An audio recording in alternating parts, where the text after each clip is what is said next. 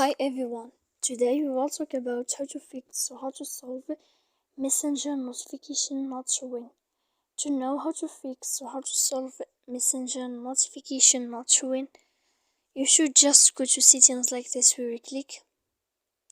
After that, in this page you will go to apps, default apps, app settings. When you will see this list, you will go down to find the application of Messenger here. And then in this page you will go to click for stop.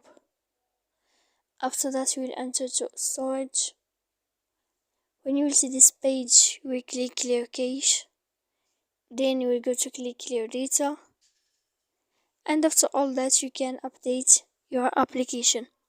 So please don't forget to support us by like and subscribe. See you next time in another video. And thank you for watching.